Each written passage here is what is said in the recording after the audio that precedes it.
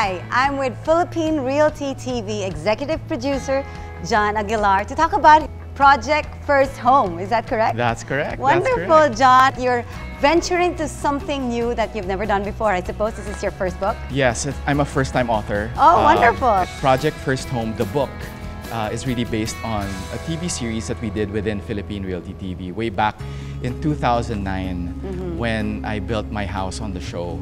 It was really, at that time, a step-by-step of everything that I went through when I built my house. What do you think people will expect from reading the book? I think you also got a lot of experts involved here. Right, and among them is you. And yours truly. I interviewed you. Yes, You're one of the experts that I interviewed for the book. And you know what people lack?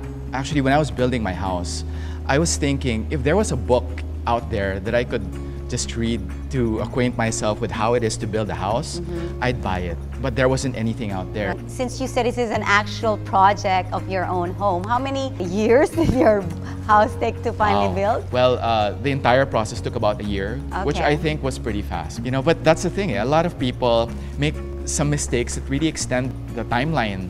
And every time, every single day that you have to extend your construction, it's added money that you have to spend. So it really pays to be able to plan your construction project.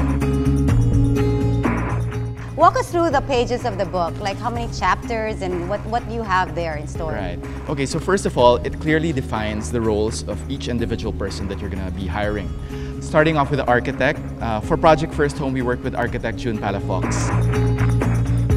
Well, he was top of mind for us that time. I mean, he is architect June Palafox, and he was gracious enough to really come on board and really help us in the design phase. In fact, for the book, he's written the foreword. Oh, nice. So he's one of the experts also that I've interviewed for the book. There's a chapter on financing. Oh, so that's wonderful. We worked with BPI. That time, I took out a live loan with BPI. Oh, an actual Family loan. Savings Bank. Right. And it's also something that I wrote about in the book. Right. Really acquainting people on how it is to take out a home loan. Not a lot of people know the steps. Right. And with the other things like the construction and the furnishing, in particular, we really take you through the entire process, even all the way until applying for utilities. Like we're working also with Meralco for a chapter in the book where we teach people how it is to apply for an electrical connection. We're working also with a couple of suppliers, among them Phelps Dodge for wiring, giving us really great tips on things you have to consider when you choose wires for your house. Nice. You know, these things, you don't really see them.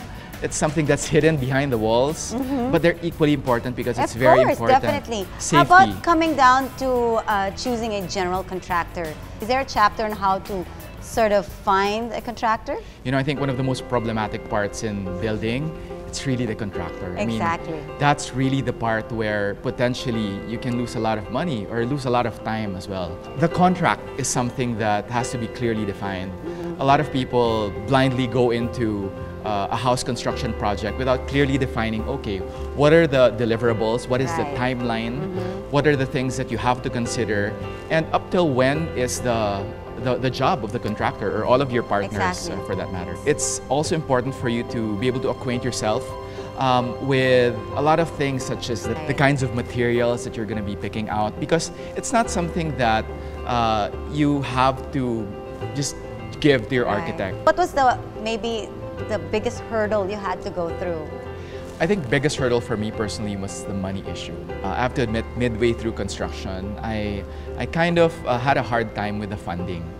The thing is, with the banks, there's this schedule of release of the funds depending on the completion of the project. For example, if your house is 30% complete, they release 30% of the loan to you. And then there's 60% and 90% and finally 100%. In my case, I was not yet at 60%, but I really needed the money. And so I had to make a call to the bank, explain my situation, told them that I was having a hard time. You know, apparently banks are very understanding. Oh, that's wonderful. They take into consideration the fact that, okay, sometimes you will run out of money and you need the release of funds at that moment in time. So I discovered that when I took out the loan and when I worked on the house. Having just that information and just, it's good before you even because now that dilemma can happen to a lot of people, and most of them really got caught in the middle and Yeah. all, you know. So that's good to know that there is a book out there now, soon to come out. Soon to come out. Where can people get a hand on the actual book? It's very informative as well. Well, we're launching it in World Decks this nice. coming March.